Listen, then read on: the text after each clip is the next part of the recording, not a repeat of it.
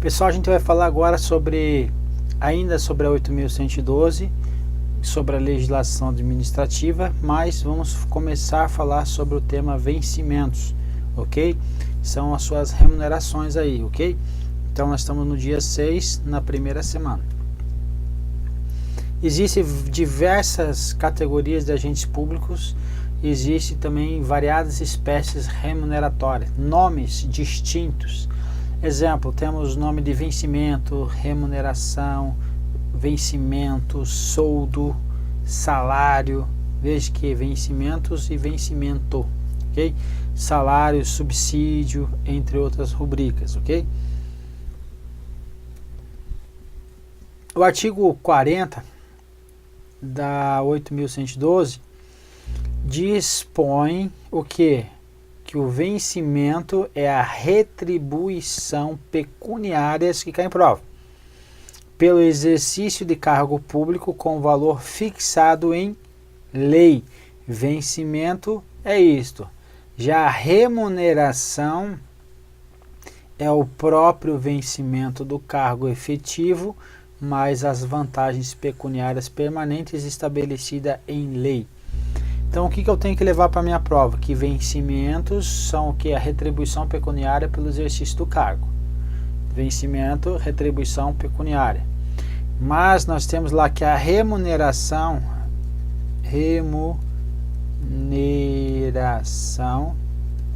é igual a essa forma aqui, ó. Vencimentos ou vencimento mais vantagens. Então, isso aqui é uma fórmula. A remuneração sua é o que? Vencimento mais as vantagens, ok? Quais são as vantagens? As vantagens podem ser vantagens pessoal, institucional, aí vai ter lá, por exemplo, a gratificação de desempenho. No MPU tem uma gratificação do MPU aí, tem uma gratificação que se chama aí gratificação, não sei o que lá, do MPU, certo? Essa gratificação, ela é o que? É uma porcentagem do vencimento, então, para compor a tua remuneração, perfeito? O que acontece? Só para título de exemplo, tá? Até para ficar mais tranquilo para você. Quando sai lá, por exemplo, o valor da retribuição pecuniária lá do Senado Federal, da Câmara dos Deputados, referente a servidor, eles colocam lá o que? O vencimento relativo do cargo, por exemplo, lá de R$5.000 para consultor legislativo. Aí você fala, nossa, mas é muito baixo, nossa, um salário muito tranquilo, pequenininho, bibibibibi. Na realidade é o que? Aqui tem mais uma porcentagem em cima nisso aqui, mais alguns agregados, e no final chega lá aos seus 25 a 30 mil reais, ok? Então eles fazem isso até para não chamar muita atenção. No portal da transparência, você coloca lá qual é a retribuição pecuniária pelo cargo, eles colocam quem? O vencimento, e não colocam de maneira clara lá que as vantagens, perfeito? O próprio TCU faz isso, ok? Então lembrar, remuneração, vencimento mais as vantagens. Então o valor que eles colocam lá para Câmara dos Deputados, para Senado Federal, não é aquele, então é a remuneração que está escondido normalmente está escondido as vantagens. Então aqui ainda, servidores, aqui uma distinção. Os servidores que forem aposentados e os que estão em disponibilidades, não diz que eles recebem a figura pecuniária, e não é o que? Remuneração. O nome que eles chamam é o que? De proventos. Nomenclatura, só muda a nomenclatura. Então, servidor ativo, o nome é o que? Remuneração. Servidor inativo é o que? proventos. E ainda quem? Pensionistas recebem o que? Pensão. Quem são os pensionistas? São os dependentes do servidor ativo ou inativo em razão do seu falecimento. Ok? Então quem ficou com recurso, o valor vai ser pensão. Então essas nomenclaturas aí caem em prova. Perfeito?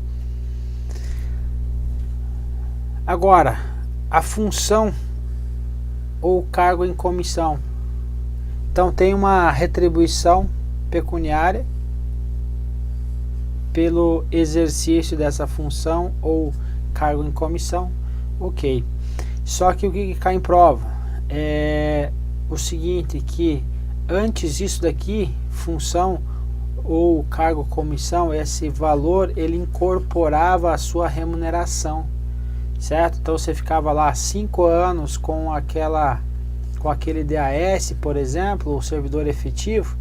Vamos supor que ele tem um DAS 4, ele tem lá R$ 4.500 a mais. Ele ficava 5 anos, aquilo ali incorporava a sua remuneração para fins de aposentadoria, certo? Então incorporava a sua remuneração ou ao seu provento depois, ok? Aí teve a emenda constitucional 19 de 98 e decretou o fim dessas incorporações, ok? Então agora não existe mais isso. Então as gratificações de cargos comissionados e de funções de confiança você só vai receber enquanto estiver designado no caso de função ou enquanto você estiver nomeado no caso de cargo de comissão. Aí ficou só o tal da VPN.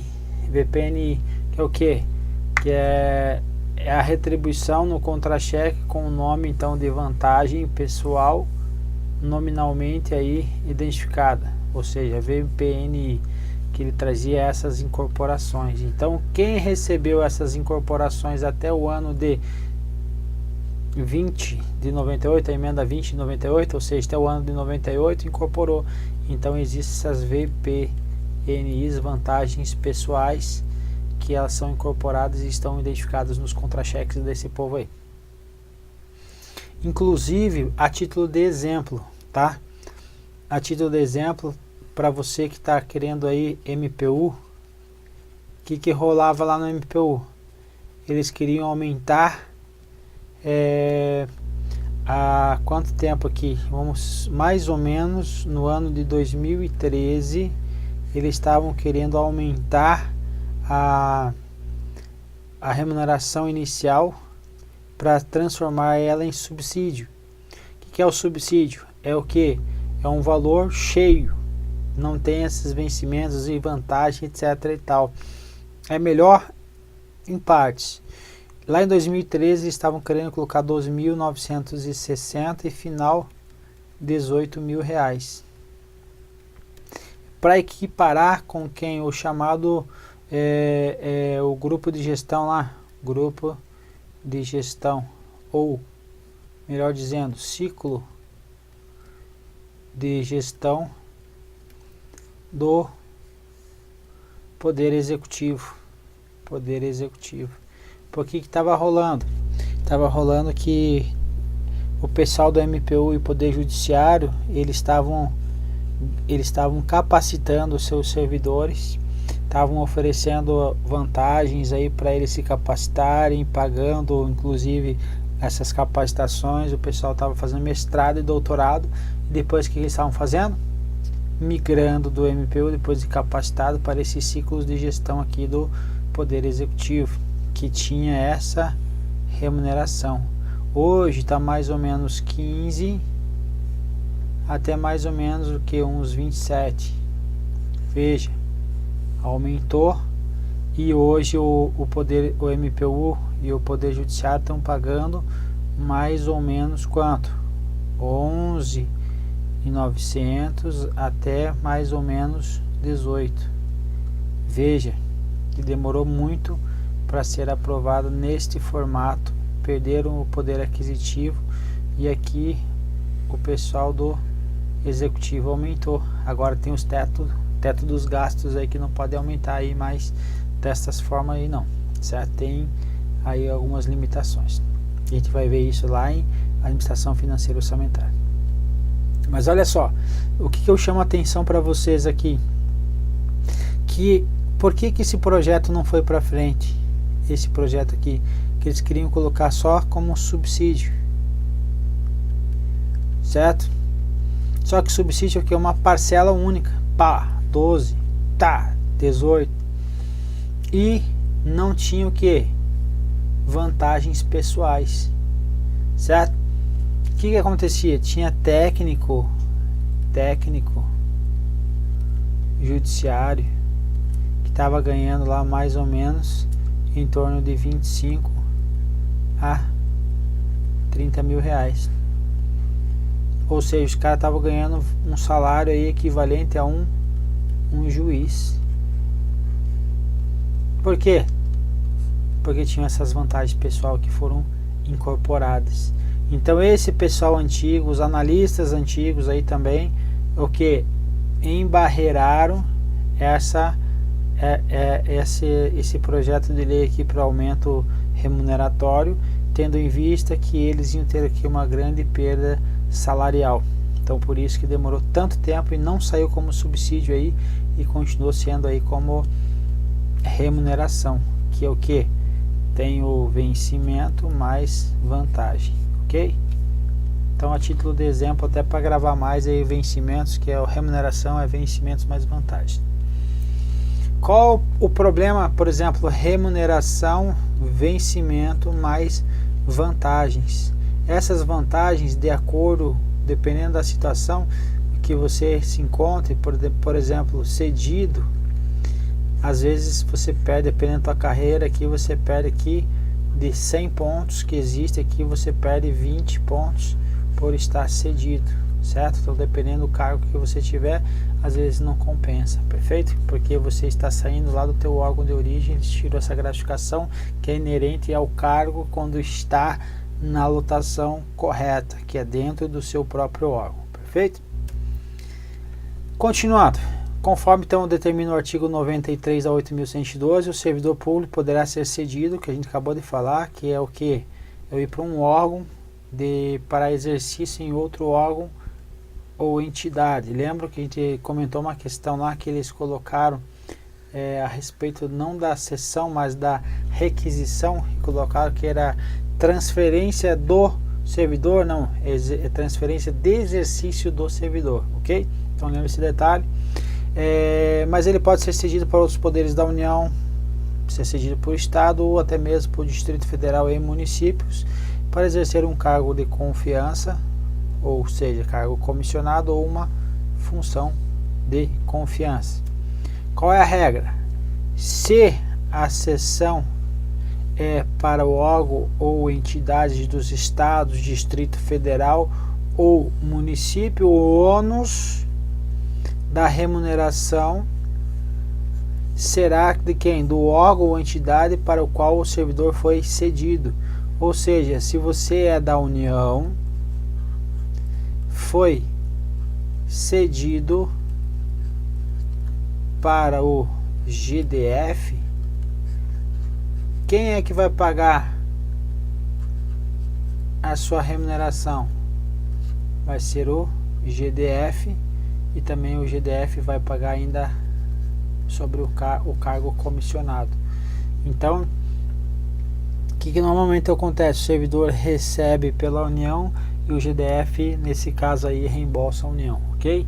Então, quando ele sai aí da sua esfera. Nos demais casos, o ônus da remuneração é do órgão ou entidade que cedeu o servidor. Lembrando que isso aqui é uma regra geral do artigo 93. Essa regra ela já foi alterada por um decreto pelo Dilmão e os órgãos não estão observando esse decreto, nem mesmo as bancas têm cobrado esse decreto, perfeito? Então ela caiu no esquecimento. A regra que está acontecendo é essa. Fui para o estado, fui para o município, saí da minha esfera, quem vai pagar a minha remuneração vai ser para o local onde eu fui. Se eu for para o Distrito Federal é quem vai pagar aí a minha remuneração e também o valor referente ao cargo comissionado ou a função comissionada, função de confiança. Ainda em relação ao afastamento do servidor federal para servir outro órgão ou entidade, o Poder Executivo poderá ter exercício em outro órgão da administração federal direta que não tenha quadro próprio de pessoal.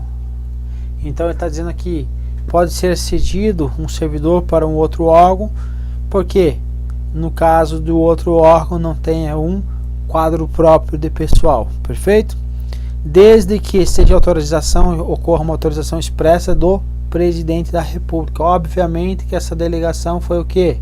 Foi delegada, perfeito? Não tem sentido, sai hoje, se pegar o Diário Oficial da União, sai muitas sessões por dia, então não tem como o próprio presidente estar analisando aí, está autorizando aí expressamente aí cada uma dessas sessões. Então quem faz isso, ele delegou para os ministros e às vezes os ministros delegam dentro internamente aí do próprio órgão, ok?